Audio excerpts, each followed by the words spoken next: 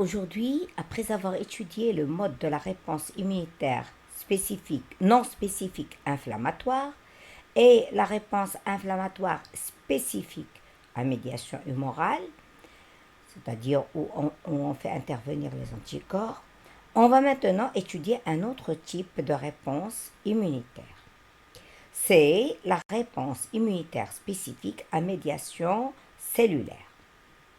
Donc pour cela, on va observer les résultats des expériences suivantes, puis on va noter nos conclusions sur le tableau. Donc voici donc les expériences que nous allons étudier et nous allons donc les analyser. Et c'est le document 6, page 125 de votre manuel. Alors, nous allons tout d'abord lire, comme d'habitude, le titre. Réponse immunitaire spécifique à médiation cellulaire. Là, c'est le tableau présentant des expériences réalisées sur les cobayes de même souche et permettant de mettre en évidence la réponse immunitaire cellulaire. Avant d'entamer les études, nous devons d'abord comprendre certains mots techniques que nous utilisons, que les chercheurs utilisent, les scientifiques. Le terme cobaye. Alors, c'est quoi un cobaye? Un cobaye, c'est donc une souris, ce qu'on appelle les souris du laboratoire, sur lesquelles on fait des expériences pour une étude donnée. Alors, donc les cobayes, c'est les souris tout simplement. Et de même souche, c'est-à-dire qu'ils sont de la même famille. C'est-à-dire qu'ils ne se diffèrent pas l'un de l'autre. Ils sont tous du même genre. Donc, et ça va nous permettre de mettre en évidence une autre réponse immunitaire qu'on appelle la réponse cellulaire. Bon, c'est quoi la réponse cellulaire? C'est ce que nous allons voir tout de suite. Alors, commençons par l'expérience 1. Alors, nous avons le temps T1, le temps T2. Ça veut dire quoi? Le temps T1, c'est-à-dire le début de l'expérience. Le temps T2 veut dire la fin de l'expérience. Et voici le résultat. Les conclusions, nous allons les tirer ensemble tout à l'heure. Donc, on a dit ici, c'est un cobaye témoin. Vous savez ce que veut dire une expérience témoin ou un cobaye témoin, un animal témoin, c'est-à-dire un animal dont les résultats, on va les comparer avec les résultats des autres expériences qui vont venir. Donc, nous allons étudier cette expérience et nous allons donner une conclusion. Alors, quelle est l'expérience? Donc, au début, le temps T1, on n'a rien fait, mais le temps T2, on a injecté des bacilles de Koch. Alors, ça s'écrit Koch, mais c'est Koch. Alors, c'est quoi une bactérie Koch? Les BK. Alors, voici donc notre remarque. Le BK, ou bacille de Koch, on écrit Koch et on dit Koch, est une bactérie responsable de la tuberculose.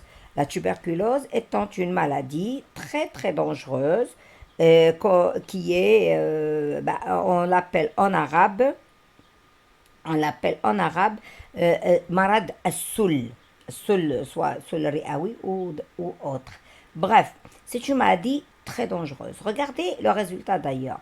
Le résultat, c'est qu'il y a mort du cobaye.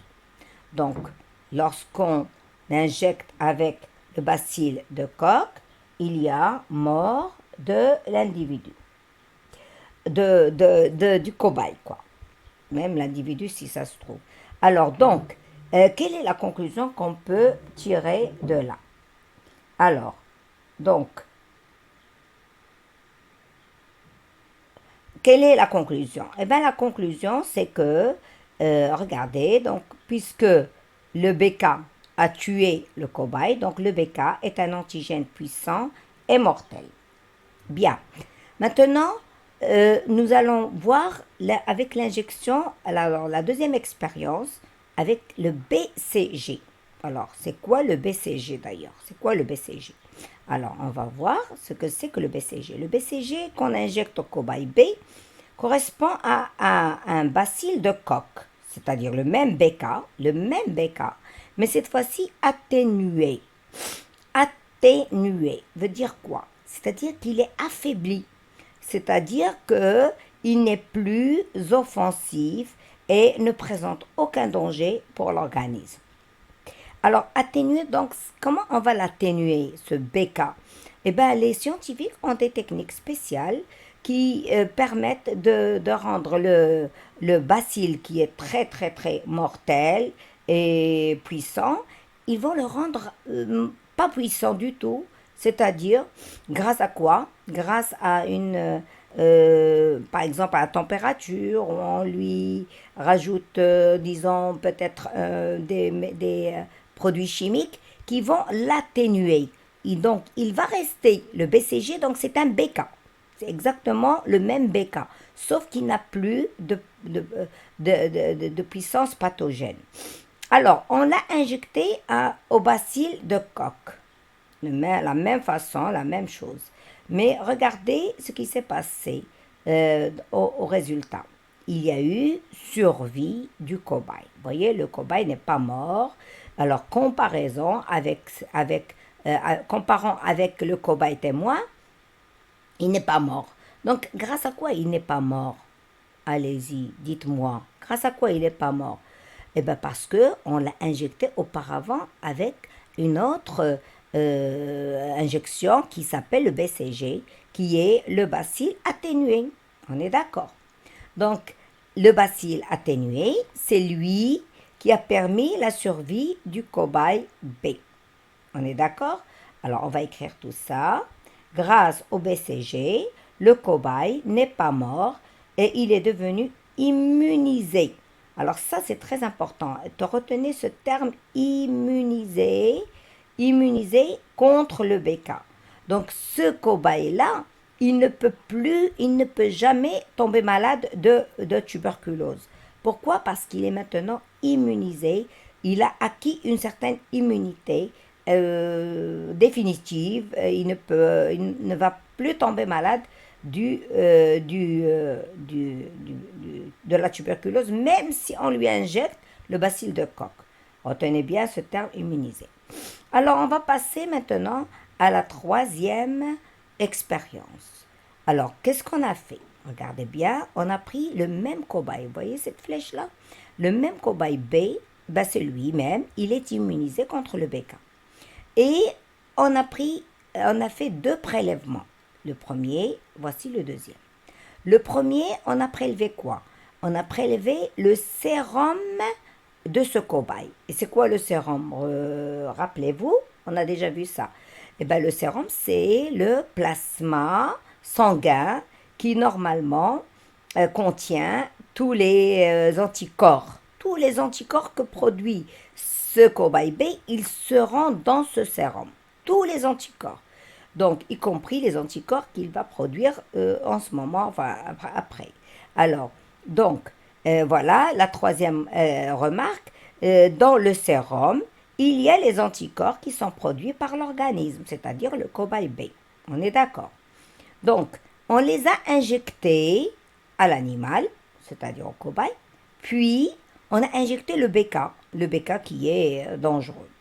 Sachant que le sérum contient des anticorps, on devrait s'attendre à ce que les anticorps vont tuer les antigènes, n'est-ce pas?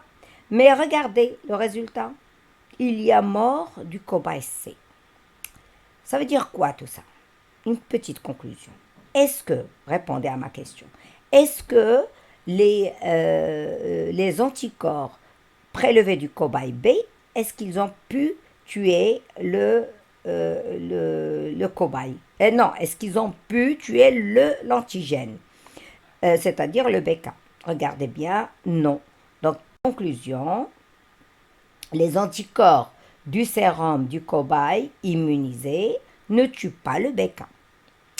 Problème.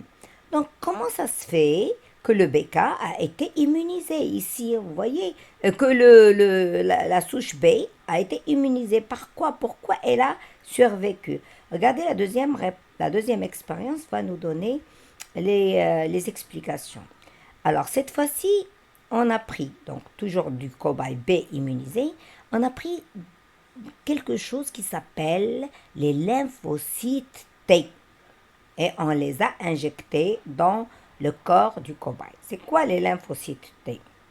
Alors, les lymphocytes T sont des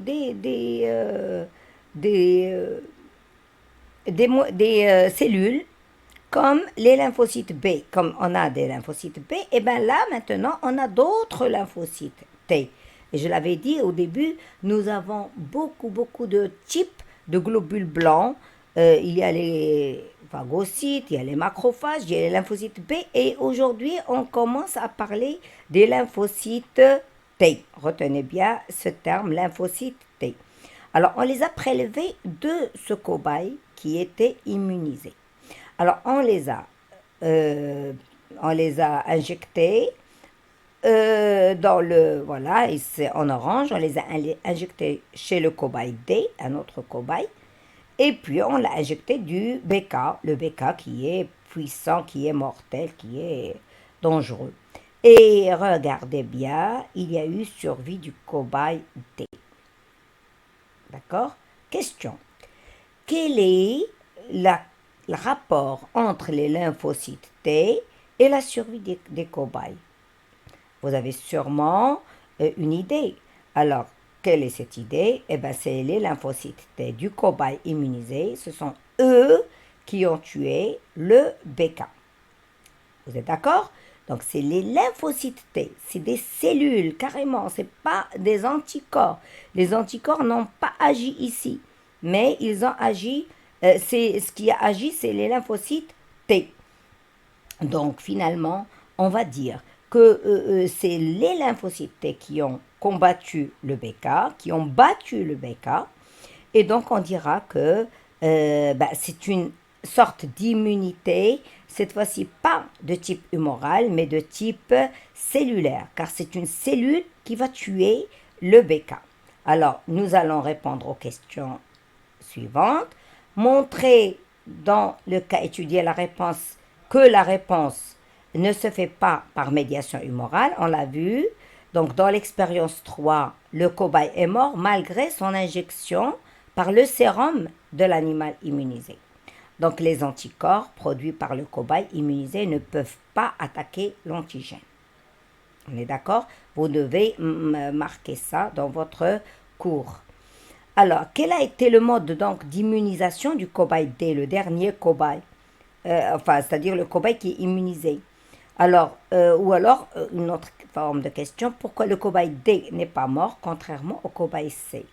Eh bien, le cobaye D a été injecté par les lymphocytes T du cobaye immunisé. Et ce sont ces derniers qui ont éliminé l'antigène.